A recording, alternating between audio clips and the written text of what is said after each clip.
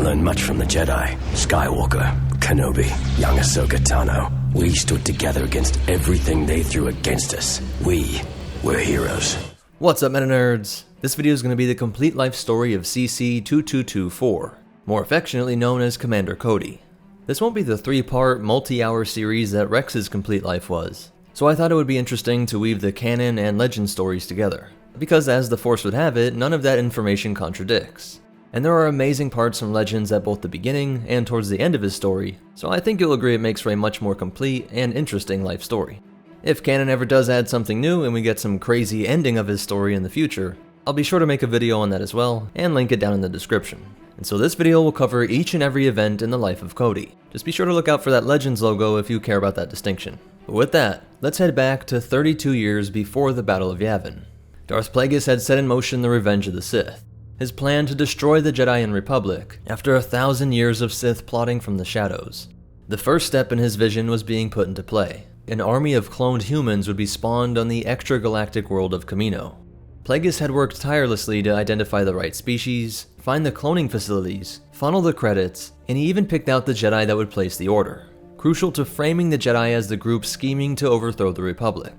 The disillusioned Dooku and Sifo Dyas were groomed for this role, but Darth Sidious would kill his Mune master the same night the Naboo senator rose to become the Supreme Chancellor. If it was any consolation, Plagueis' plan would continue. After Sifo Dyas placed the order for the clone army, Dooku made sure that his friend's shuttle was shut down, presumed dead in the fiery crash site. The Kaminoans happily went to work crafting the ultimate soldier. Sidious would have Dooku reach out to the most notorious bounty hunter in the galaxy, a human named Jango Fett.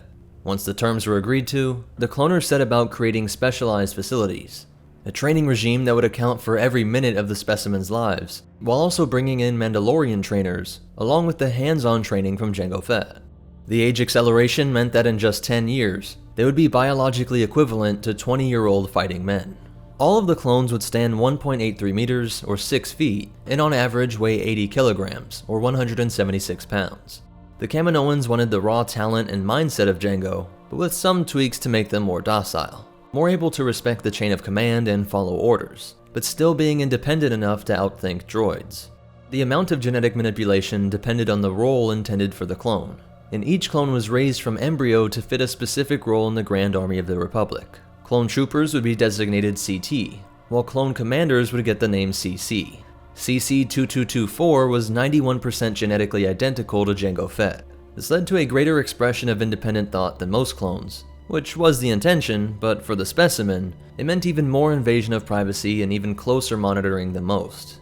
But there were always clones that rose above their template as well. Genetic expression is always messy with organics. And as CC-2224 spent each and every day in his specialized training regimens, he would eventually meet a brother named CT-7567. The two quickly built up a friendship, which was one of the only friendly relationships these two would have growing up, in a sterile factory setting on the dreary rain-covered platforms, where the only parents you knew were cold cloners and the hardened Mando warriors. CC-2224 would be appointed commander of the 7th Sky Corps, which consisted of 16 regiments, totaling 36,864 troops. And for most clones, all of their training would be put to use in the year 22 BBY. Though unlike his friend CT-7567, he would not be present at the opening of the Clone Wars, at the Battle of Geonosis. But he was well aware of the legendary status of Obi-Wan Kenobi of the Jedi Order, and was honored to hear that he was being promoted to Marshal Commander and assigned to Jedi General Kenobi in his 212th Battalion, being second in command right behind the General himself. But to his shock, he was withheld from jumping into the fight. The GAR still wanted him to carry out one more training program under Alpha 17. Alpha was one of the earliest spawned clones, and by far one of the most independent and intelligent. Part of that individualism saw him using nicknames instead of designations, though it should be noted that the seed was planted by Anakin. Similar to how we saw Skywalker treat Rex throughout the war, this fostered a sense of identity instead of Rex seeing himself as an expendable cog in a war machine. Alpha felt the same way in just a short time with Anakin, and initiated the tradition of nicknames throughout the clone army. Alpha was removed from Kenobi's command in order to train ARC troopers on Kamino. Of the first 100 recruits, there were notable clones that were nicknamed Cody, Neo, Bacara, Gree, Oddball, Appo, Bly, Faye, and Cody's close friend, Rex. Cody and Oddball were so exceptional, even among these most exceptional 100 clones, an even smaller group chosen out of the arcs that would receive the highest level of training as pilots, marines, scuba divers, demolition experts, and as snipers. This sniper role might be the reason why Cody retained his iconic visor. But all of these clones would go on to develop some of the most impressive military careers in the GAR, and each had distinct modifications to their armor, utilizing equipment that was only available to the elite ARC Trooper Corps. Cody's armor would add an antenna on his helmet and left shoulder, which boosted signal strength and gave added encryption, while also having these additional strips of armor on the helmet and a small floodlight above the visor. As part of the Sky Corps as well, he was proficient in and often seen with a small jetpack. Now a quick pause just to point out here that there is debate over whether Cody officially should be considered an ARC Trooper. He doesn't have the same look as other ARCs and is never called an ARC explicitly, though he is confirmed in both Legends and Canon to be in the ARC training program. And Legends goes even further with that Squad 7 leadership role. Simplest is to just say that he was, or something like an honorary member having been so integral to the program and trained the clones that we know for sure to be ARCs, and then he just chose to wear armor that was more specialized for his role as commander. But also I could see how he might not be an ARC, like if a Navy SEAL also trained with the Army Rangers, even helping to organize some of their training, it might still be inaccurate to call them a SEAL and a Ranger. But for simplicity, I'm going to refer to him as an ARC, and just know that when I point that out, I'm really focusing on the elite ARC training that he received, and how he and Rex became even closer friends while completing his specialized training. Their shared background in the ARC program is what made them so close. So after Alpha's nickname, CC-2224 was now Cody, commander of the 7th Sky Corps, second in command of the 212th Battalion, led by one of the best Jedi in the galaxy, and a leader of Squad 7. Things were looking good for the clone trooper as he headed to his first major action of the war. The details of the Battle of Tabrin are still shrouded in mystery, but it revolved around Dooku's takeover of this mid-rim world. Most of the natives of Tabrin felt that they had long been held hostage by their dictator, Urbana II. When Dooku executed him and promised the people a place in a representative government, along with more open trade, they greeted him as a liberator. Behind the scenes, however, he had placed his dark acolyte Sora Bulk to act as governor, while also hunting down and killing any opposition. The Republic did not want to simply give up this mid-rim world, and need to show Dooku that this tactic won't go unopposed. But despite sending an enormous amount of forces, led by top clones like Cody, Rex, and Gree, the local population was able to hold them off. A minority backed the Republic, but most were violently opposed to clone troopers being on their planet. This very first battle was one of the most bloody and brutal of the entire war. And though we don't get details from Cody's point of view, to give an example of how deeply this battle affected those involved, the red striped buzz cut on Gree was worn to honor his brothers that were savagely killed on Tabrin. This would be followed by the Siege of Hysson. Seeing that it worked so well on Tabrin, Dooku was here in an attempt to back the Hysson Premier and kill off the Parliament opposition. Kenobi, Anakin, and Plo Koon would be sent along with their respective troopers, and Cody would be the leader over these combined forces that included Rex and Wolf. They were tasked with protecting the Hysson population, while the Jedi went to try and confront Dooku and Ventress. During the battle, the generals were able to get the coordinates of the Parliament members, and Plo was able to get that message over to Wolf, but the transmission is garbled, and Cody notes that they cannot know for sure what the orders were. If they leave, they might be defying the original orders. They should not take this mission into their own hands. Rex says that he can hold down the position with his men alone, so Cody says that Wolf should be the one to decide, saying, quote, "Your general, your call." A nice sign of respect between these clone leaders that was deeper than whatever technical rank Cody might possess over them. After making their way through the thick jungle, Cody spots the Separatists leading members of Parliament to what might be their execution. Wolf had already seen on a previous mission how cold the Separatist leaders could be, and knew that the concepts of honor and innocence were inconceivable to a droid. He tells Cody that they are ready, and springs to his feet to lead the Wolfpack in. These three elite clone leaders would ensure a Republic victory this time, a win that would be followed by the CIS invasion of Christophsis. The Republic's strength was in the core, while the Outer Rim was more sympathetic to the Confederacy. Christophsis was one of the few major planets in the Outer Rim that wished to stay loyal to the Republic, and it was also located at a junction of major hyperspace routes. The Jedi Order and GAR were quick to build up a defense, but CIS General Worm Loathsome set up a blockade and was laying siege. In the streets of the crystalline cities, hordes of droid units and tanks were pushing forward. Upon arriving, Cody was happy to see that Kenobi was working with Skywalker, and similar to his own position in the 212th, Rex was promoted to second in command over the 501st. To ambush the Clankers, these two units would set up in opposing towers that flanked the CIS advance. We're back, General. Good. The show is about to begin. As they're about to launch their attack, somehow Kenobi's forces are the ones ambushed. Droids swarming into the hallways of the building and forcing the 212th to retreat. Skywalker calls for evac and has to improvise to get to Kenobi's tower, where these two forces rush to the rooftop, blaster fire flying in both directions as the two ARC troopers join up behind cover and blast away some clankers. One of their brothers would rip off the head of a tactical droid before they make their escape, and Rex notes that they could use this to find out how the CIS knew their plan. At the JAR's forward base, we see Cody and Rex are the ones tasked with uncovering this mystery, but what they get from the droid gives no clues as to how they got this information. They had all our intel. As they wonder how the CIS could have cracked their transmissions, Kenobi suspects that the source is from within their own ranks. A spy, sir? But who would want to betray our troops to the Seppies? Cody is extremely skeptical. He knows just how thorough the Kaminoan training was, how they were genetically crafted for absolute loyalty, and endlessly drilled from birth to fight for the Republic. As the Jedi leave to go behind enemy lines for any clues onto how they got this intel, Kenobi makes sure that the clones understand how top secret this mission is. This mission is extremely confidential. The spy could be anyone. Let no one know of our mission. After the generals leave, Cody notices that one of the comm links was on. Someone was listening in on this whole conversation.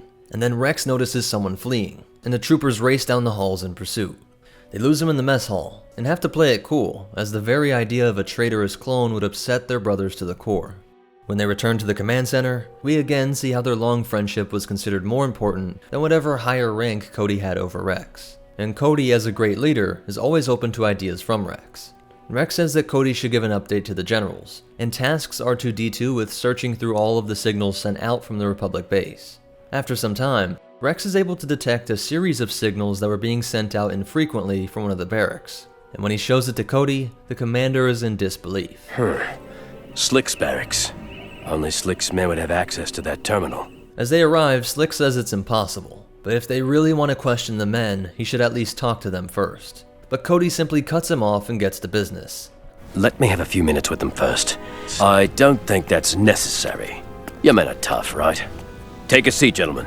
They grill each of them, trying to poke holes in their stories, some of them wanting to hide minor infractions of protocol, but it seems like their best suspect, Chopper, was just crafting trinkets from droid parts. Though Slick pushes this point, saying how could they trust a clone who lied to his commander, and did break protocol. But in his rant to incriminate his brother, Cody catches something. How did you know the Jedi were gone? I really wish you hadn't noticed that, sir. Slick's surprise attack confirms their suspicions, but buys the traitor a chance to escape. They track his signal, but when they approach, they see that it was a trap. Thermal detonators erupting, along with several other pre-arranged explosives that took out several ships and walkers. Meanwhile, the Jedi were engaged with Ventress, the one who corrupted Slick. She was able to escape back to Lotham's forces, and they used their ill-gotten info to prepare for their next attack. Back on the base, Cody sees something is out of place, that Slick is likely hiding in the air vents, telling Rex to leave him and continue the search. His old friend is confused at first, but quickly picks up what Cody is getting at. Commander makes it seem as if he had carelessly placed his blaster on the holo terminal, drawing the snake out. Hey there, Slick. And the spy tries to explain why he betrayed the Republic, but these troopers aren't buying it. Enraged, Slick springs on Rex and takes his blaster. Shots go off and Cody takes him to the ground. We see the elite martial arts training kick in, but the pure rage and passion behind his hatred for the Republic has Slick fighting like a trapped animal. He gives both these ARC troopers a tough time, but Cody eventually is able to knock him out with a single strike. Now in custody, he would be transferred over to the Jedi generals. As Slick is hauled off, he says that the Republic is evil, that his brothers are fools for not seeing through it. Words that would forever trouble Rex and Cody. It's the Jedi who keep my brothers enslaved. We do your bidding. We serve at your whim. I just want something more. But this self-righteousness was infuriating from someone who was willing to kill his own brothers. If you loved your brothers, you wouldn't have put them at risk.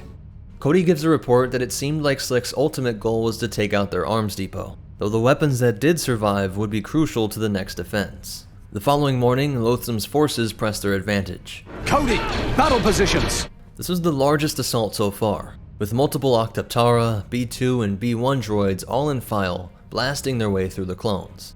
If we look close, we can see Cody right at Kenobi's side, leading from the front as the blinding flurry of bolts whiz by. His trust in Kenobi is unshaken, but the reckless General Skywalker has him worried. Skywalker should have attacked by now!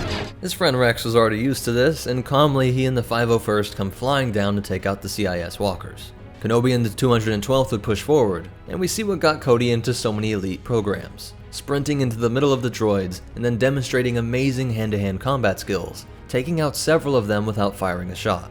But what really saved the day were the A7 cannons that blew apart the AATs and turned the tide against the droid army. The Republic would regroup and reinforce their position, and even got the surprising delivery of a Padawan learner, a young Togruta named Ahsoka Tano.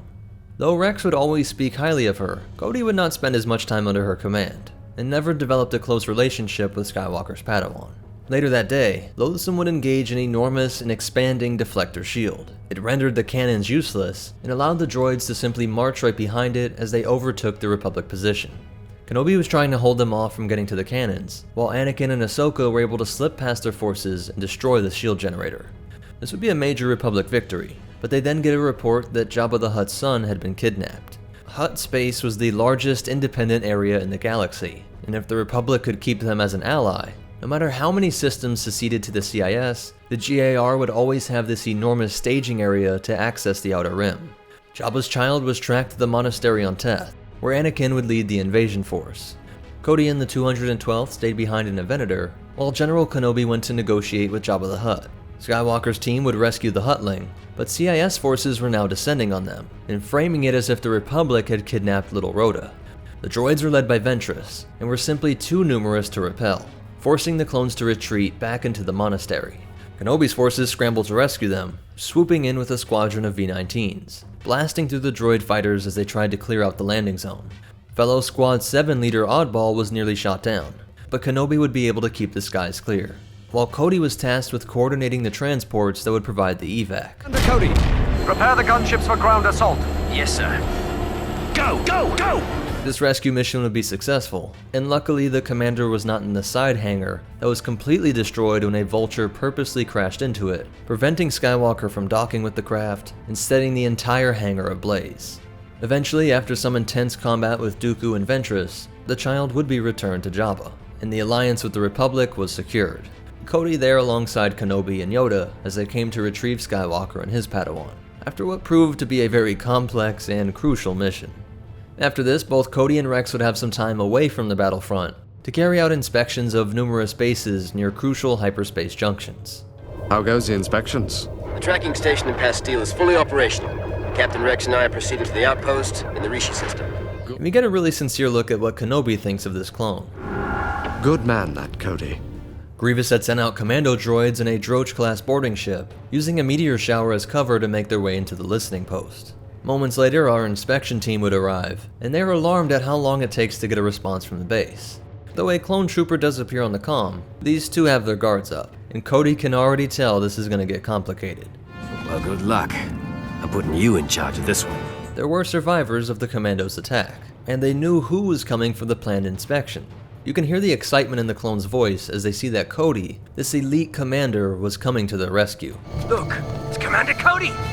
Rex and Cody land and walk towards the main entrance, but are intercepted by a trooper who assures them that an inspection is unnecessary. When those survivors fire a droid attack flare, Rex puts it all together in an instant, blasting through the clone's helmet with a single bolt to the head. Rex! What the heck are you doing?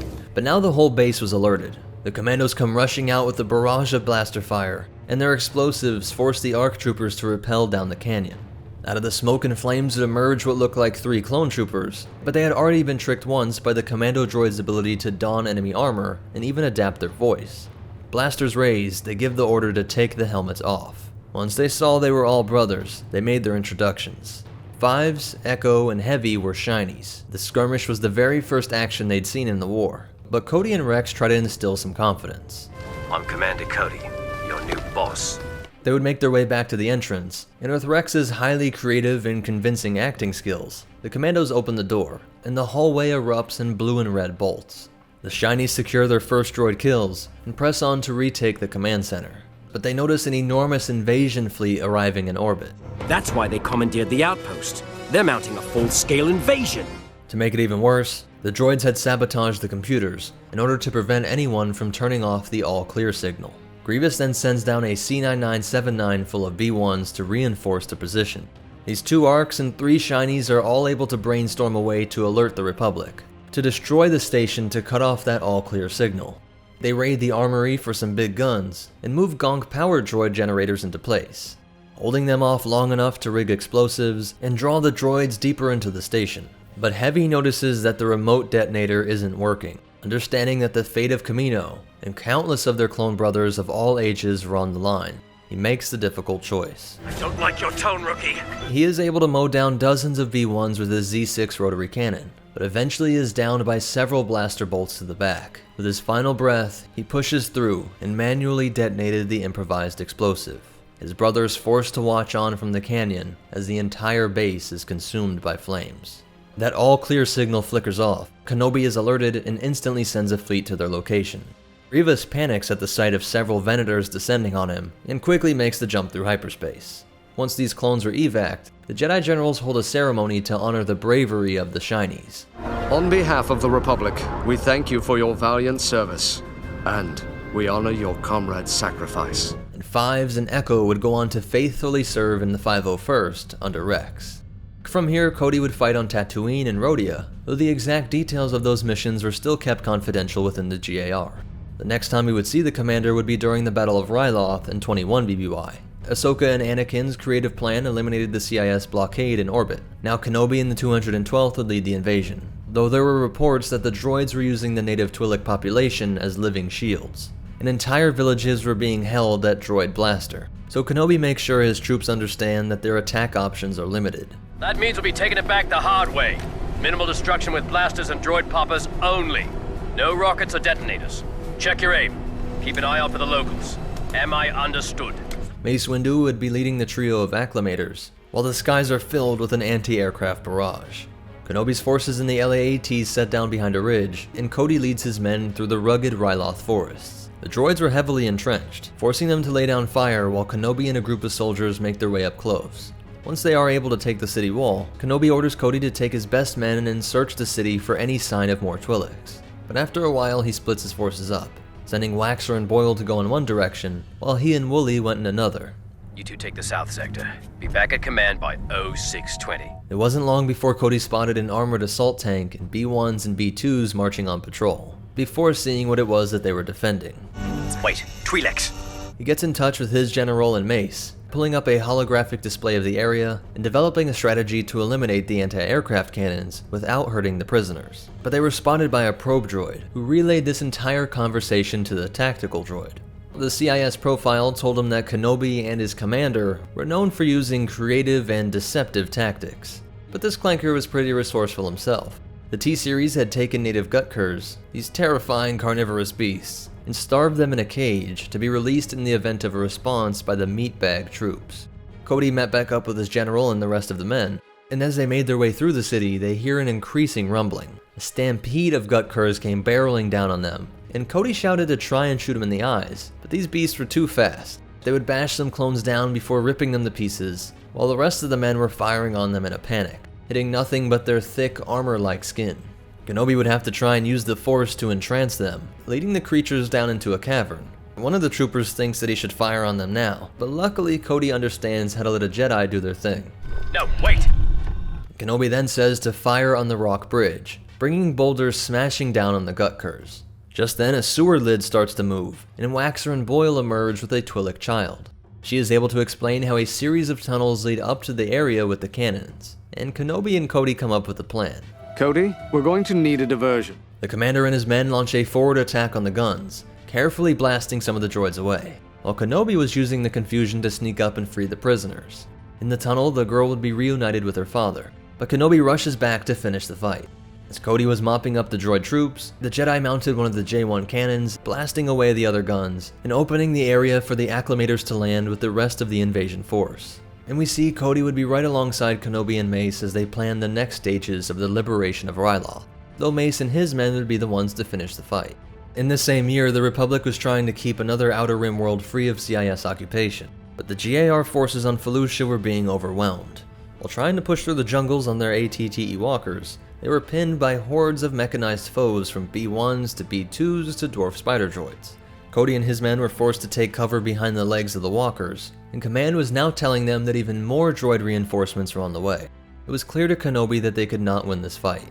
But Ahsoka was as hard-headed and eager to fight as her master, denying the command from both Kenobi and Skywalker, forcing them to land the evacuating LAAT gunships directly in front of her forces. Remember, Cody worked almost exclusively with Kenobi, so it had to be shocking to see Ahsoka defy direct orders from two superiors. Within a day or so of this event, Cad Bane would pull off a successful Holocron Heist. And with this, and the kidnapping of Master Bolo Rapal, the keeper of the Kyber Crystal, Bane could access the list of all of the known Force-sensitive children in the galaxy. Luckily, the bounty hunter was captured, and after some painful and terrifying Jedi mind tricks, he agrees to help them in order to save his mind from snapping. Cody would be the only trooper to accompany them on the journey to retrieve the stolen holocron, though he is asked to stay with the ship while the Jedi go with Bane, who was able to use the automated defenses to help him escape. But the Jedi Masters were able to secure the holocron, and later Anakin and Ahsoka rescued the children that were already hunted down. The next fight would be one of the toughest of the entire Clone Wars. Though he was not there for the opening battle, Cody would play a crucial role during the second Battle of Geonosis, and Kenobi has his trusted commander deliver the plan. When we hit the ground, we'll create a perimeter there. Getting past the defenses here will be the trick. The Geonosian anti-aircraft capabilities were incredibly powerful, being responsible for protecting some of the largest droid manufacturing plants in the galaxy, the closest thing the CIS had to a planet with a role like Kamino. Each of the transports was shut down, resulting in a fiery crash that scattered the generals and their forces. Coming in on the second wave, Cody and more of the 212th were able to make it to the rendezvous point, and he is quick to spot Kenobi's gunship and send Waxer and Boyle out to rescue him. We've got a down gunship 5 clicks east. We believe it's General Kenobi's. I need you to get out there and check for survivors. Cody would have to coordinate the fire of all of the forces in the square perimeter, with ATTEs desperately trying to blast away the AATs and speeders, while the troops try to keep up with the flying bugs. Just as they were about to be overwhelmed, Ki-Adi-Mundi and Anakin's forces were finally able to make it back, breaking the bugs' assault and relieving Kenobi and the 212th. The apprentice seeing that his master is exhausted from the defense. The next stage would be the assault on the communications array and shield generator. In line with his reckless nature, Skywalker would take on the task of rushing the target, disabling the guns for Cody's troops and the walkers, which then made way for Mundi's boys swooping in on gunships. They would be able to press on and successfully bring down the droid manufacturing plant, but Poggle the Lesser had escaped. Kenobi and Luminara's forces took on the task of clearing out the rest of the bug opposition, and hopefully discover the Archduke's whereabouts. These two split up, and when she reports that she tracked Poggle into a temple's catacombs, the holo message cuts off as Geonosians attack. Further complicate things, one of this planet's enormous sandstorm was now passing over the GAR's base. Once it clears, they are able to head out, and Kenobi has Cody and a squadron of troops come with him. It isn't long before they realize it was a massacre. Bus is dead. Slowly they make their way through the dark, creepy catacombs. Luminara regains consciousness, sees she was being dragged deeper, tries to fight them off, and sees that they are like zombies. Damage to their bodies does nothing, and they seem to be in a sort of trance. Horrified by this, she grabs the comm and tells Kenobi to run. But they were coming up on her position, and had just seen the undead bugs for themselves. Even bolts to the head are not a guaranteed kill, so sabers need to be used to dismember them. To cut off the waves of reinforcements, the troops open fire on the stone ceilings, causing a cave-in that buys them some breathing room. The two clones that were sent up to hail Ki-Adi-Mundi get ambushed and killed, forcing the rest of the men even deeper into the complex. This pays off, however, as they stumble upon the Queen's chamber. She sits high above her zombie underlings, with Luminara shackled at her feet. But Kenobi has a plan, and the two Jedi casually walk up to Queen Karina the Great. The generals try and find a peaceful resolution to this, but as a brain worm was about to enter Luminara's skull, Kenobi gives the order. Cody, now! The helmet's flashlights are blinding to these underground dwelling creatures, and the whole room is blasted to bits. Kenobi rips the brain worm off and frees Luminara, while Anakin arrests Poggle the Lesser. Cody and the boys bring down the ceiling again, the huge slabs of rock crushing everyone in the room, including Her Highness. They would all rush towards an air vent with endless hordes of bugs in hot pursuit. As they make their ascent, Cody ensures that he is the last one up, holding off the bugs to the last bolt, and even throwing his blaster at him, before he turns and has to scramble up the wall as well. The cave-in from the Queen's chamber was spreading, and generating a thrust of air that shot the Republic forces to freedom, sprinting out of the temple complex before the whole thing collapsed. This mission was one of the greatest victories of the war, destroying a major droid factory and retaking Geonosis, both an important strategic location in the Outer Rim, while also being one of the most valuable to the CIS war effort. It neutralized the Separatists' most productive people, killed their queen, and captured their leader, who was himself one of the highest-ranking members of the Confederacy. Cody was definitely proud of this operation.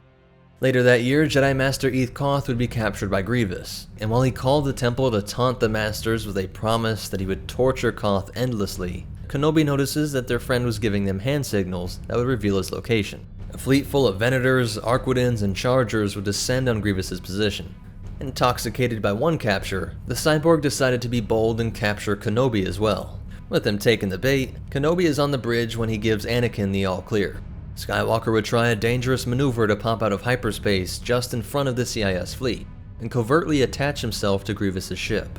Kenobi allows his Arquidens to be captured by the Requisite, pulled into the docking tube via its powerful tractor beams. And Obi-Wan reminds Cody that they will have to keep General Grievous engaged until they get word that Anakin's team had rescued Eth Koth. It was tough, but Skywalker and Gallia were able to best the room full of commando droids, take out the T-Series, and free the Master. While Kenobi was putting on quite a show, giving the cyborg just enough of an edge to make him think that his long-awaited victory over Kenobi was finally here. But when he thinks he found an opening, he smashes the Magna Guard's corpse into Grievous and demands a surrender. Cody, come in! Yes, sir. Grievous is headed your way. Scrambling down the corridors like a mechanized insect, Cody and the boys would open fire, but the general snapped upright and engaged a helicopter spin of his blades. Barreling towards them, the clones jump to the side with just inches to spare, but then fire a grapple hook to rein him in, each of them jumping onto this monstrosity and trying to bring him down, but the robotic strength was just too much. Cody and the rest go flying off, smashing into the walls, though this did hold him up long enough for Kenobi to intercept, which then allowed Gallia to catch up with them as well. It seemed like this was the end for Grievous, but the explosion from the destroyed Arquidens separated the docking tube and threatened to pull everyone into space. Grievous's metal claws allowed him to scurry away, while Gallia was forced to send a cable down to her allies. Though Kenobi wants to pursue the CIS general, Gallia tells him that they have to go, and while the Arquidens and Requisite are destroyed, Grievous makes it out via a C-9979, with several other ships being released at the same time to cover his escape.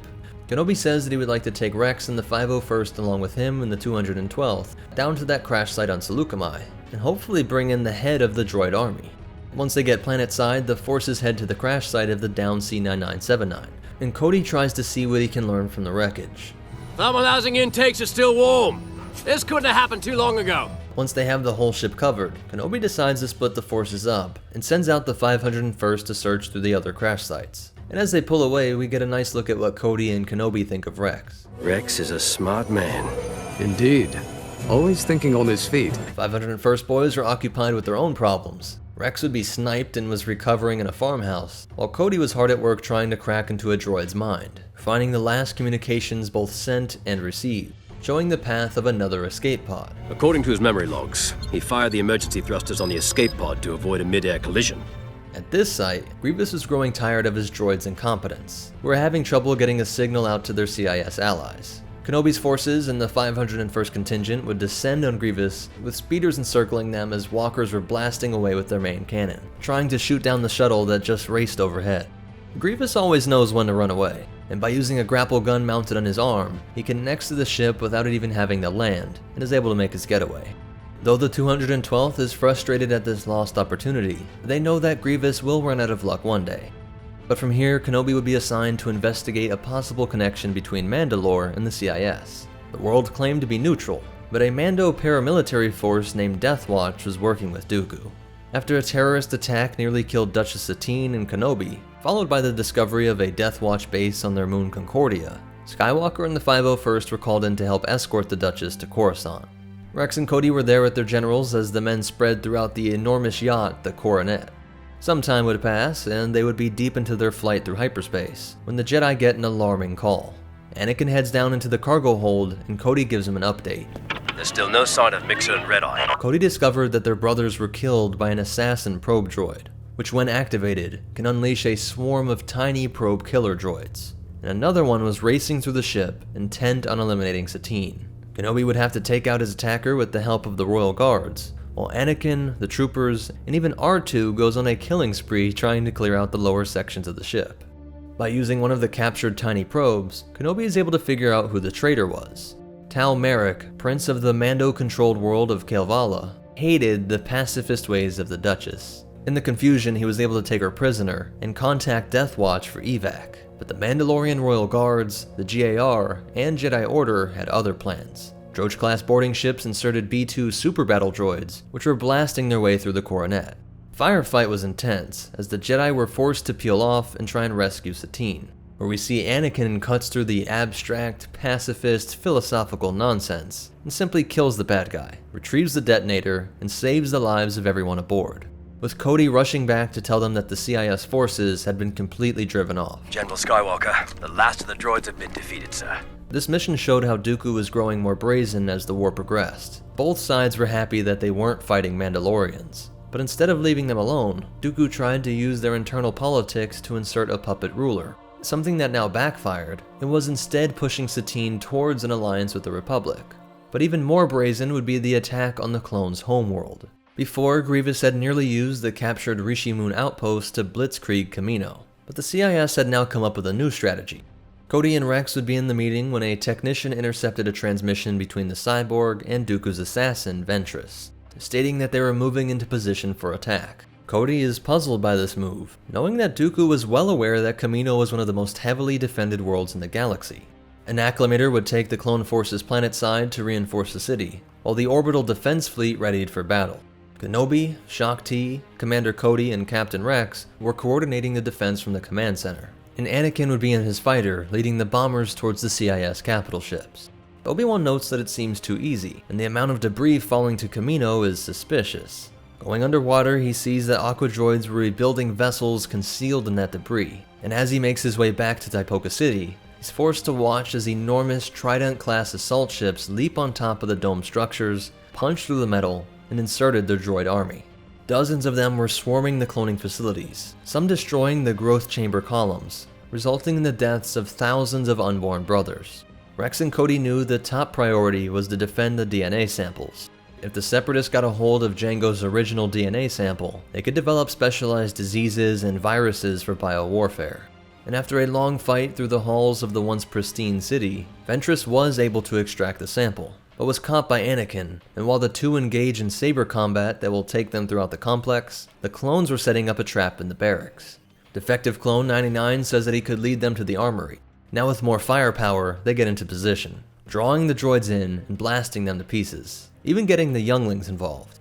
Kenobi would be in his own duel with Grievous, while wave after wave of droids were trying to push past the clones. But now they were running out of explosives. Last one, Commander. Make it count. 99 would take initiative and run to collect more, exhilarated to actually be in combat alongside his brothers. Full of joy, he sprints out towards the armory. Rex urges him to come back, but it was too late.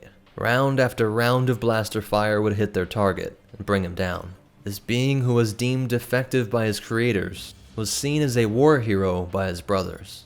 The Jedi generals had chased off the CIS leaders, and with their retreat saw a withdrawal of the Clankers. While in the barracks, they all mourned the loss of 99. We lost a true soldier. And those once shinies, Echo and Fives, had deeply impressed Cody with their valor as well. Echo, Fives, you're both officially being made ARC troopers. Carrying on a lineage from Alpha 17, Cody still kept a lookout for those skilled enough to join this elite unit.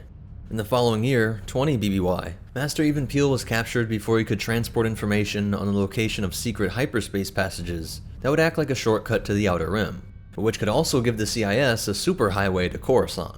The Master was being held at the Citadel, a prison complex on the planet Lola Seyu, that was considered to be the most impenetrable facility in the galaxy.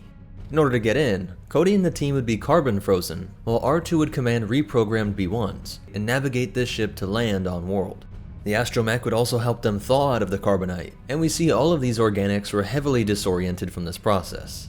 They make their approach to the Citadel and see that their grapple hooks won't work. Instead, they will have to scale the cliff wall. Once they get to the platform, Ahsoka is able to slip through the vent and disable the ray shield. But when Charger loses his footing and falls into the wall mines, the entire base is alerted. The clones take point as they move through the base, disabling cameras and laser cannons. but a pulse of plasma energy sweeps towards them, scattering them and killing Longshot. With the klaxon blaring, they were forced to run and gun towards the target. The clones burst into the cell holding even Peel, blasting the clankers away and freeing the Master. He explains that he deleted the location of the secret hyperspace lanes, and he committed half to memory, while Captain Tarkin memorized the other half. But as they rush to rescue Tarkin, the Warden releases his customized commando droids. Their incredible athleticism allows them to spring around the hallway, while still blasting away at the Republic forces. Though impressive killing machines, a Jedi with a saber and a clone with a DC rifle prove an even more powerful combo. But Sobek has plenty of tricks up his sleeves, activating an electromagnet combined with an ear-piercing sonic blast that is overwhelming to the naked ear, but even more intense inside of the clone trooper's helmet. Their weapons were yanked out of their hands and up towards the ceiling, but it also brought Anakin along with it, while another round of commandos came to capture them.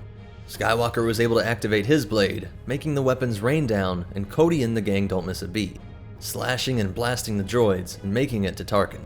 The captain immediately starts to critique the Jedi's plan, saying they should stick together, but Master Peel overrides them, saying Tarkin will go with Skywalker and he's gonna go with Kenobi. And as they race towards the exit, Cody starts throwing down thermal detonators. Once the droids close in on them, Kenobi sets them off, clearing out an entire level of the prison complex. Anakin's forces would cut their way into a canyon, and R2 is taking the shuttle to the extraction point. Cody leads his team through the ventilation shafts, but is spotted by a probe droid, which activates another vicious little defense feature. Blast doors closing at every junction, cutting one of Cody's brothers in half. The 501st crew was also discovered, and kept getting held up by wave after wave of droid. Cody would help his team rappel down the side of the main tower as they worked their way over to the pickup. But the Warden was watching everything, activating defense cannons and deploying an assortment of deadly droids to finally capture them. They were brought to the Warden's command center, and each are interrogated, eventually resulting in Sobek killing a clone to prove that he was not playing around. This is only cut short by the reports that his droids had found the second team. Sobek orders these prisoners to all be thrown in their cells and tortured for the information. R2 was listening in on all of this, and uses his B1s to take control of the prisoners, acting as if they have orders to transport them away. Skywalker's team was now engaged in an enormous battle as they came close to the landing pad, where the reprogrammed droid's cover was blown. Turbo lasers were firing, STAP speeders were strafing the area, and all backed up by droid infantry. There was simply too much working against this plan, with the entire base now trying to kill them. The Republic forces didn't have a chance, and then a commando droid used one of the turrets to blast apart the shuttle. The flames consumed Echo, and forced them to finally admit defeat, falling back into the cave system to regroup. Luckily, they were able to contact the Jedi Temple, getting Plo Koon to agree that a fleet would have to be sent to engage the CIS orbital defense. The plan could no longer be a stealth mission, and now the teams would have to push through to the next extraction point. In the caves, Cody would be the first to spot the droids on their trail, blasting away with this small group, but knowing that many more enemy forces were on the way. Crab droids would then catch up with them, cutting them off and forcing a dangerous descent down a sheer cliff wall while under heavy blaster fire. Cody would pick up one of his fallen brother's DC-15s, and he and Anakin fired on the commandos above while the rest of the team pushed through to another ridge. They were getting closer, but Cody, Peel, and Ahsoka spot a herd of Anuba racing towards them, and of course, followed by even more droids on speeders. They try to close the distance, but crab droids ambush Peel and Ahsoka. The Master told the clones to push ahead, but he would be critically wounded by the beast, while Tarkin and Kenobi were occupied with the STAPs. But eventually they would stop the second wave. So much for the hunting party. Ahsoka returns with the fallen Master, and a quick service is held, using the Force to lower his body into the lava. In orbit, the Venators had arrived, and squadrons of starfighters were being deployed. Plo Koon on the gunship, and Saesee Tiin and his Jedi fighter acting as escort. The only thing left was for the team to make it to the LZ on the nearby island. But that was easier said than done. The Warden would personally try to stop their escape, and another wave of crab droids nearly consumed their fleshy foes. But the gunship did arrive just in time, and with the fighter escort they were able to make it back into the Venator and make the jump to Coruscant. Later that year, the Republic would invade the mysterious Outer Rim world of Umbara. Cody and Kenobi would push towards the capital, while Anakin and the 501st would eliminate the hardened Umbaran fighters along the way. This fighting would be one of the most intense of the entire Clone Wars, with terrifying wildlife, powerful and previously unseen weapon systems, and jungle warfare tactics used by the natives. The defenses in the city were proving too much for the 212th, forcing the 501st to take a major arms depot and airfield. Then Kenobi reported that a CIS resupply ship in atmosphere was delivering a stream of firepower and reinforcements to the capital. Pong Krell had to step in for Anakin, being the acting general of the 501st, but he directed his men not to use the Umbaran fighters. Fives, Jesse, and Hardcase knew that every second that ship was still intact means more and more of their brothers in the 212th will die. It was too important of an opportunity, and they were able to destroy the supply ship with these exotic Umbaran fighters. But just as the road to the capital seemed clear, General Krell holds a meeting with Rex, saying they received reports that Umbarans had donned the armor of some of Kenobi's men, impersonating clones and heading to the airfield. The boys in blue would make their way through the thick fluorescent jungle, and after a while, they spot their imposters. Wearing the orange stripes of the 212th, these two forces start to blast away at each other. An intense firefight erupts, with many being cut down on both sides, before Rex sees something is off. Under the helmet of one of these casualties, he sees the face of a brother. Rex rips his helmet off and sprints into the middle of the fire, urging both sides to stop, that they were shooting at their own men. Cody was not here for this exchange, but he would learn that their Jedi General Pong Krell had defected to the CIS, that he was purposely working to increase the casualties among the 501st, and leave the 212th to be overwhelmed by the resupplied Umbarans. But despite all of this, they were able to take complete control of the planet. General Kenobi's battalions have routed the last holdouts of Umbarans, and we've secured all sectors. Though we do not see Cody's response, his lifelong friend Rex is deeply troubled, questioning the clones' purpose in this war, and what they are to do with themselves when the fighting finally stops. Cody helped capture the traitorous clone Slick at the beginning of the war, and now they had been betrayed by a Jedi. But we need to keep in mind that Anakin's rebellious nature rubbed off on Ahsoka and Rex, while Kenobi was much more reserved and rigid with command. So though Cody and Rex are similar in many ways, I wouldn't be surprised if Cody was less troubled by these betrayals, more focused on the task at hand, trusting in his superiors, and not being distracted by these larger philosophical concerns or what the future might hold. In this same year, the peaceful colony of Togrutas on Kairos went missing. Dooku had taken a slaver and simply landed on the planet, rounded them all up, and transported them to the slave capital of the galaxy on Zygeria. Cody would lead a team planetside, and they report that there are no sign of the colonists. After the 501st eliminates some of the ground forces, they meet up with Cody at the base of the main tower of the colony. Cody, any word from the Separatist commander? He's barricaded inside. His name is Darts Dinar. Kenobi would go alone, and the arrogant slaver tells him that he had planted bombs alongside the colonists and was demanding an immediate surrender by Republic forces. But Kenobi would activate his comm, allowing Cody and Skywalker to hear everything. But they were nearly killed when Darts sets off the first of the explosives to prove he wasn't bluffing. Once they recover, Cody was able to scan the area and locate the devices spread throughout the colony. General Skywalker, your droid's transmitting the bomb coordinates now. Cody and his men would work to deactivate some, while Anakin and Ahsoka hopped on AT-RTs and took care of the rest. Once Kenobi gets word that the bombs are no longer in play, he starts fighting for real and quickly overwhelmed the slaver's security. Darts would have been captured if he didn't plant a bomb on his own T-Series droid, and then use it as a distraction to make an escape. Cody would be mopping up the rest of the droid forces, while the Jedi make a dangerous boarding of the Zygerian ship, and are able to put Darts Dinar in chains. This mission would eventually culminate in the death of the Slaver Queen, and drive the Togruta to join the Republic. Shortly after this, Hondo Ohnaka's pirate gang would strike the Crucible, the ship used to build the Padawan's first lightsabers. Ahsoka ended up getting captured, leaving the children on their own after they made their jump through hyperspace. They try hailing anyone nearby, and are shocked to hear the voice of the famed hero Obi-Wan Kenobi, who instructs them to stay put, that he will come by to rescue them immediately. But on cue, an enormous CIS fleet pops out of hyperspace. Cody, looks like you're staying here for now. Their cannons and vulture droids easily overwhelm the Arquidans and Republic starfighters, with Grievous furiously pushing through the carnage, intent on finally killing his arch-rival. His shuttle arrives in the trail of a burning Y-Wing that explodes right in the open hangar of Kenobi's Venator. Cody is at his general's side the entire time, as they work through the droids and engage Grievous. They're pushed back, and Cody's quick thinking suggests that they send a fuel tank at Grievous. His ace shot hits the canister with perfect timing, exploding over the general, but even that doesn't slow the cyborg down. They're forced to retreat, sprinting back up towards the bridge. Sir, shouldn't we stay and fight? We can't lose the ship now. Cody, the ship is already lost. We must face it. As Grievous takes control of Kenobi's flagship, he discovers a pre-recorded message. If you're watching this message, that means I'm boarding an escape pod and shall soon be safely away from the ship. The CIS forces race to get away from the Venator, while Cody and his general watch on as the Negotiator is blown to bits. Meanwhile on Florum, the Padawans had taken their newly crafted blades to rescue Ahsoka. It would be a long fight for freedom, with Grievous coming in to strip Hondo of his pirate kingdom and ensure Ahsoka's transition to the Confederacy. An unlikely alliance had to be made with Hondo to ensure they all escape, the pirates saving the day with the Slave One and taking the Jedi to Kenobi's replacement Venator. While the slick Weequay tries to negotiate a bounty for the Jedi he had previously attacked, Kenobi and Cody looked on in amusement, before Hondo finally gives up and settles with not being arrested. We're now at the opening of 19 BBY, the final year of the Clone Wars. Cody and much of the GAR leadership were nearly killed in a single attack. The CIS had hijacked a Venator and packed it full of Rhydonium, an incredibly volatile fuel. R2 was on a team trying to disable it, but the Separatists had set it on a collision course with Valor Space Station, which was holding a Republic strategy conference, with all of the top brass and Jedi generals. The astromech couldn't stop the bomb sequence, but he could get it to detonate early. Though even several miles off target, the blast is enormous, creating a shockwave that shook the entire fleet and space station, bombarding everything with enormous chunks of debris.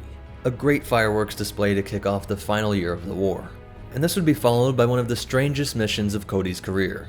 The Order was contacted by the people of Bray to deal with a vampire-like creature. Instead of sucking blood, it would leech off power, similar to a Minoc, but this creature was much more intelligent, a sapient being who was allied with Dooku on the promise of being unleashed on the clone army. And like your standard vampire, it could transform his victims into new vampires, morphing them into another one of these beasts, which is exactly what happened to one of Cody's men, after they realized that this thing eats the blaster bolts fired at it and would effortlessly evade the thermal detonators.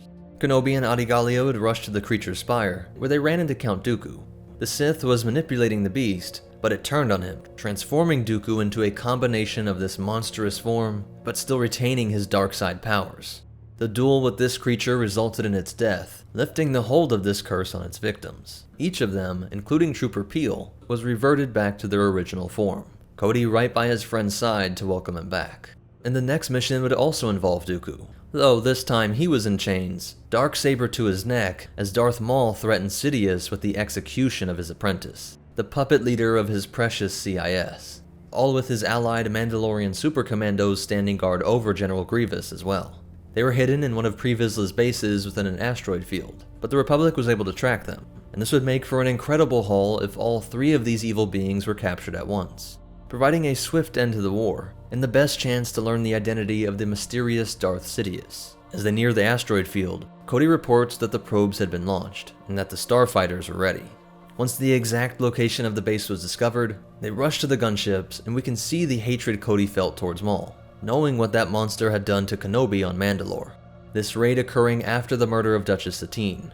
As soon as Maul gets distracted by the report of a Republic fleet, Dooku uses the Force to activate a button that frees Grievous. With Z-95s escorting the Jedi and squads of troopers, they fight their way through the Gauntlet fighters, and are forced to make a crash landing in the hidden hangar. Dooku reluctantly aligns with Maul, while as always, Grievous was making a quick escape. Cody and the clones would be engaging the Mandalorians, while the two Sith rush to confront Kenobi and Tipley. As they square off, another shuttle containing Mace Windu and Aayla Secura arrived, this mission being too important not to recruit all available reinforcements in the area, but the dark side is strong with these two. Maul is able to handle multiple Jedi at a time, while Dooku calls on the Force to bring Tipley into his Crimson Blade. As Kenobi cries out for her, a Mando rocket comes flying at them, erupting in the middle of this fight, allowing the Sith to escape. Though this would be an incredibly disappointing conclusion to a mission that was hoped to end the war, the Republic could taste blood. Quinlan Vos would be sent to work undercover, posing as a fallen Jedi, where he did actually succumb to the dark side via the manipulation of Ventress. Still thinking him an ally, he accompanied Obi-Wan, Anakin, and Cody on a mission to raid a large Separatist supply storage base. This wouldn't be a flashy victory, but one that the Republic needed, hoping to relieve some of their shortages with this haul. Vos would act as if he discovered several explosives throughout the asteroid, forcing the Republic to flee, and all those supplies to be destroyed. Kenobi and Vos always had a friendly relationship, if not quite friends. But when their next target, a Separatist listening post on Vancor, was evacuated right before the Republic assault, fingers started pointing towards Quinlan. The Jedi High Council wanted to ensure that he was still in the light, and so they called their plan into action, ordering Vos to assassinate Dooku immediately. But Vos was truly conflicted, and was drawn back to the light, but also realized that Dooku was the only way to reveal the identity of the true threat, Sidious. The Council's insurance policy was to have Anakin and Kenobi track Quinlan, and eliminate Dooku themselves if need be. After all this time, the countless missed opportunities, the plan worked, catching Dooku and Voss both by surprise and getting them both under arrest. Cody was on standby in a Venator nearby, and as soon as he got the call, they rushed into position to secure the transfer. Cody knew these enemies well, and placed 24 of his top troopers within the side hangar, all spaced out several meters and out of each other's firing lane, trying to negate the effects of these force-wielding, quick-reacting, saber-slashing maniacs. And he was also accompanied by Jedi Knights Desh and Cav. Desh was one of Voss's closest friends, and as the captors are being transferred to the brig on the Venator, Voss strips the Knight's lightsaber and is able to free Dooku, who then steals the saber from Cav. Both Knights would be killed, and Cody would be force-thrown down the length of a passageway, smashing into the wall and breaking his leg, rendering him unable to stop the escape. Voss and Dooku would both escape to Christophsis, where Kenobi would eventually lose the trail, while Cody healed in a back-to-bath. We're now in the final weeks of the Clone Wars, and a massive battle was being waged on the fortress world of Anaxis, a core world that had been one of the most important naval sites in the galaxy, for well over 1,000 years at this point. The feared and respected Admiral Trench was leading the invasion, and the Republic had been on their heels for weeks, with each major Republic tactic being countered by the CIS forces, in a way that was a little too good even for the Spider genius. And Cody knows to trust Rex's mind. Rex here has a good theory on why we keep, losing. The Jedi are intrigued and open to any suggestions, and we see Cody praising Rex as one of the best. My concern is that Rex is one of our best. Cody then proves why they work so well together, developing a plan of attack out of Rex's suspicions. There's a separatist cyber center which relays all battlefield intel to their command ship. After they are dismissed, Anakin can tell that Rex has something else on his mind, but interestingly, he does not reveal this even to his beloved general, but only to fellow clone and friend Cody. He starts off by remembering all of the brothers they had lost over the years. Sometimes in war, it's hard to be the one that survives. A statement that has dual meaning for Rex, who is so concerned with life after war. But he reveals that his true hunch is that Echo is alive. Cody is shocked and says that this is too much of a stretch. They had all seen Echo die at the Citadel. Rex understands, but still claims that the tactics being used by Trench were created by him and Echo. Cody has to get his brother focused, however, as they need to go join up with Clone Force 99 to carry out this raid on the Separatist Cyber Center. Rex had never met them before, and Cody explains that this squad are not your normal clones. So why haven't I heard of this squad? Experimental Unit Clone Force 99. The defective clones with, desirable mutations. Their shuttle would make a near crash landing, breaking every protocol in the books as they scattered staff and supplies. And we can see they have worked together before. Sergeant, good to see you again. You too, sir. This is Hunter. After some introductions and explanations of their unique abilities, they hop on the LAAT and head out to the insertion point. But the anger is bubbling in the confined spaces of the gunship, as the Bad Batch finds ways to poke and prod the clones that they call regs, just regular old boring clones. Cody had to break it up and have them focus on the target, but in an instant everything changes. A dwarf spider droid plucks them out of the air with a barrage of fire, bringing down the LAAT in a fiery landing. Cody is unconscious and trapped inside, and while Rex and Jesse want to rush to help, Wrecker steps in and shows his mutation. Incredible size and strength allowing him to pick up the gunship, chuck it aside, and carry Cody to safety. The Bad Batch then take charge of the situation, rushing the enemy in their unique fighting style, using a combo of EMP, shield, and speed to take out the B-1s and the spider droid. They would have to set up camp for the night, with Rex attending to Cody, who was still in tremendous pain, and was completely unable to fight. Rex would have to confront Hunter, as the Bad Batch wanted to ignore Rex's men now that Cody was down. Jesse and Kix scramble on their feet to defend him, and after a scuffle, it's agreed that they will defer to Rex. Hunter really showing how much respect he has for Cody. We'll do it your way, Captain. Full Commander Cody. They would be able to storm the facility, and Tech got to work hacking into the main computer, while the rest of them continued to scrap the droids. Rex would be there as the source of the algorithm was tracked back to Skako Minor, but they are both shocked to learn that it was not a code, but a living being that was sending the tactics to Admiral Trench. As the garbled voice reads CT-1409, Rex knows that his fears were confirmed. The resulting mission would reveal that Echo was in a semi-vegetative state, his mind plugged into a CIS supercomputer. They were able to rescue their lost brother and strip Trench of this upper hand. Echo would also volunteer to use his knowledge of CIS codes to mask their ship's presence, allowing them to sneak onto Trench's flagship. Planetside, Kenobi and Windu would be leading a major assault to retake a shipyard, but Cody would miss out on all the action, which saw the death of Trench and the destruction of an entire Separatist fleet, along with thousands of battle droids on world. Though we would see that Cody was in good enough shape to see off his Bad Batch friends, along with their new addition of Echo. Cody's penultimate battle of the Clone Wars would take place on the planet of Urbana. He'd be leading the troops into combat on a crucial bridge, with hundreds of boys in orange charging ahead, into the fire of Octoptara tri-droids, armored assault tanks, and mortars. An intense battle that almost led to Cody's death, as one mortar had a trajectory that was going to hit him directly, only to be slashed away at the last second by General Kenobi. They would be forced behind cover, and Cody gives him an update. It's no good. We can't locate the tactical droid. He's staying out of sight. Kenobi's forces were pinned down until Anakin shows up and fakes his surrender. As soon as the tactical droid appeared, he calls to R2 to spring the trap, and rips the T-Series to him and severs its head. The 501st was under the bridge, activated their jetpacks and fly over the droid forces, dropping explosives and taking out ranks of clankers and droid vehicles. The 212th looking on in amazement at the effectiveness of this tactic, and Cody can't wait to get into the action. General? Yes, Cody. You may join the fun as well. Yes, sir. Blast out! The break after this battle would only last a short moment. They got the alert that had been the #1 fear the entire war. The heart of the galaxy, home to trillions, was being invaded by the largest CIS fleet to date.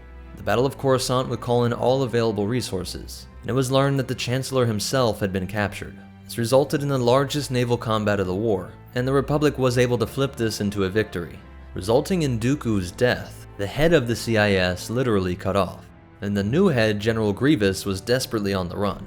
When Republic intelligence traced a signal to Utapau, Kenobi and his forces would be tasked with bringing this war to an end. Instead of joining the fight, Anakin would be sent to speak with the Chancellor, and in what would prove to be Kenobi's last conversation with Anakin before his Padawan would turn to the dark side, we see Cody was there as well, walking behind his general, but also showing how much these friends knew each other at this point. Cody telling his trooper to give the Jedi some space, so that the two Jedi could have some privacy. And from here, they would head out to their final mission.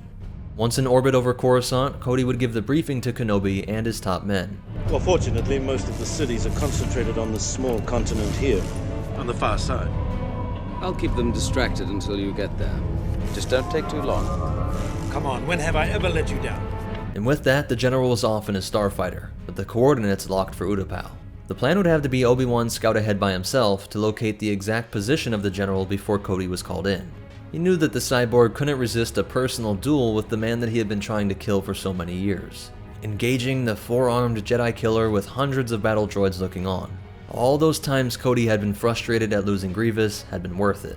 It helped keep the CIS general focused and ensured the distraction bought time for the 212th to make it to the location. General Kenobi gathered an army large enough to capture 3 star systems. The first squads would rappel down from wires and open fire, surprising the droid forces and taking the hangar, with the Venators and atmosphere now pouring LAATs into the rocky openings of Pal City. Many of his brothers would be cut down by the crab droids B1s and B2s, as well as the smaller variants of the Octoptara. But the clones were giving a lot more than they were taking, and it wasn't long before they secured the entire city.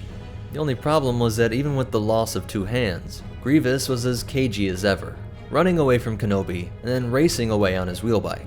And the Jedi was in hot pursuit on a Varactyl, but when he makes the jump he loses his lightsaber, which, as the Force would have it, lands right at Cody's feet. Even in the thick of battle, he notices this drop and secures it to his belt.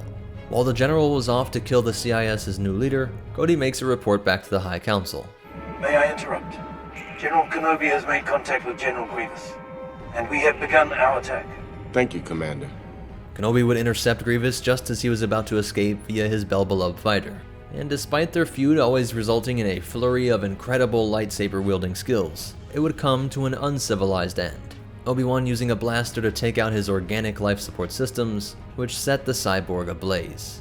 Now Dooku and Grievous were dead. The CIS lost their largest fleet over Coruscant. Victory was nearly guaranteed at this point, and Kenobi makes a triumphant return to his old friend, Commander Cody. Tell them to move to the higher levels. Very good, sir. Oh, by the way, I think you'll be needing this. Thank you, Cody.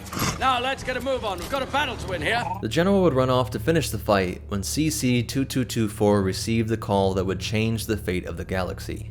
He is the first we see to be contacted by Darth Sidious. Execute Order 66. Yes, my lord.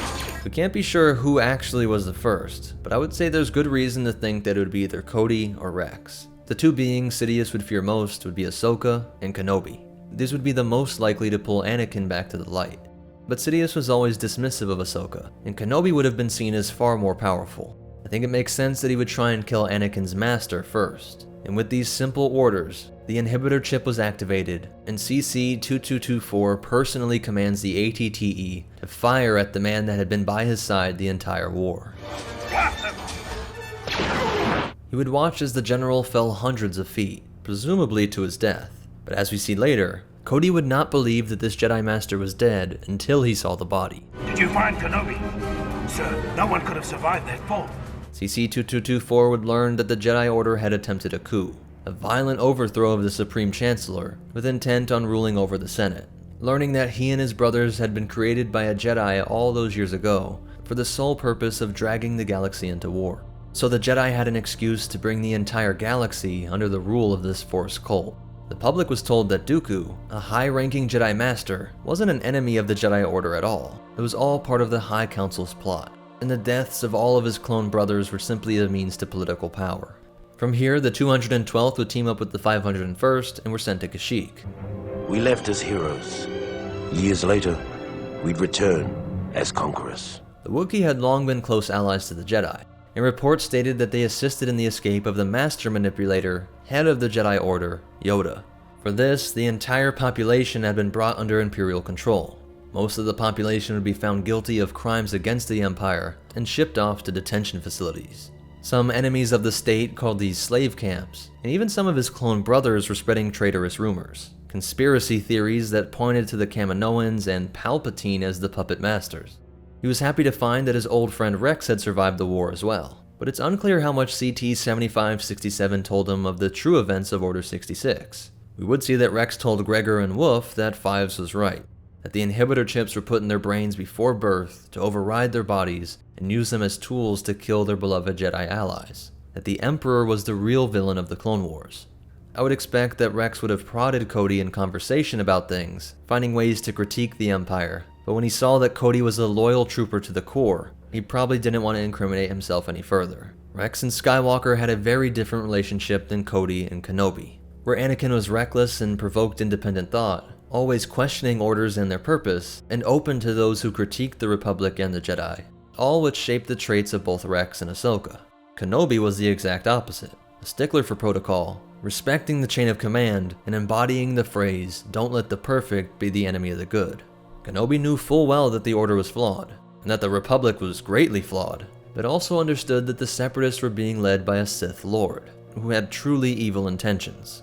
It would be better to conserve the institutions in place, knowing that those seeking to tear them down were not focused on improving anything. They merely seek to gain their own political power, and were fine with a war that would burn the whole galaxy down to see this happen. And so this mentality is likewise seen in Cody. While Rex would slowly phase out of the Stormtrooper Corps after the Empire relegated these heroes to increasingly menial jobs, Cody would go on to train the newest generation of soldiers. But he quickly realized that these birth-born humans were not the quality he was used to. I think I should just read the entire log from the Imperial Battalion Commander Operations Log. This comes from the year 1 BBY, a point at which many clones were well into retirement, but we see Cody is still training recruits on Kamino. Cody says, quote, "Since the Empire has redirected the clone trooper program to other pursuits, and stepped up the recruiting of inferior humans from the Outer Rim, the operational effectiveness of this army has declined significantly. The stormtroopers in my own battalion are expendable buffoons. They have neither common sense nor sense of their own surroundings. Just today, I witnessed a new recruit hit his head on a blast door during maneuvers. Blasted idiots. What a disgrace to the heritage and legacy of a once truly incredible fighting force. As one of the last clones in service today, few others can share in my disdain for these men. I'd sacrifice an entire platoon of new stormtrooper recruits for just one real clone trooper. If the clone template were still alive, I think he'd kill them all himself." So after a lifetime of service, we see Cody is being driven mad on Kamino. Now what I'm about to say is well reasoned, but unconfirmed by the lore. One theory is that he died during the rebel assault on Kamino. This attack resulted in tremendous amounts of damage. Likely hundreds, if not thousands, were killed, so Cody may have been one of them. But there are many that suspect that Cody met a horrifying end. In canon, there is the Imperial sentry droid. It's just a droid, not a cyborg like its Legends equivalent, the Dark Trooper. The Phase Zero Dark Troopers were elite Clone Wars veterans, whose brains and some of the nervous system were integrated into cyborg war machines. This was done to make the most use of these aging clones, keeping their decades of combat experience while discarding the weakening body, giving it bones and muscles of Durasteel, augmented by advanced computing and integrated weapon systems. If there was anyone who had both the elite background and unquestioned loyalty for the Republic, Cody would be first on that list. Remember, he was not just an ARC trooper, but the leader of Squad 7, the elite among the elite. Personally, I prefer this end of Cody's story, as it's one of the darker and would be one of the most poetically cruel stories in the galaxy. A man that came to hate the cyborg Grievous, now a cyborg himself. Not an agent of justice, but one of the Sith Lord's most brutal enforcers. As Vader's fear led him to be trapped in a mechanized suit, you could see Cody's blind loyalty leading him to a similar fate. But there is still hope that an alternate fate will be confirmed in the lore. Perhaps Cody will have died in peace after a well-earned retirement. But until then, that's it for the complete life story of CC-2224, Cody. If you liked it, please leave a like and a comment. It really helps with the YouTube algorithm. And be sure to subscribe if you want to see more. If you want to pick up some cool Star Wars merch and books, or even free audiobooks from Audible, be sure to check out the links in the description. There you can also find out ways to support the channel for free, or check out our Patreon and PayPal. For just $1, your name could be on this list, and a special shout out to our $25 supporters: Chris Garcia, Andrew Ban, Seraph Diaz, Cass Costello, and Carlos Velez. But most important of all, remember, give your clones some mental freedom, or they'll just blow you away without asking any questions. And the Force will be with you, always.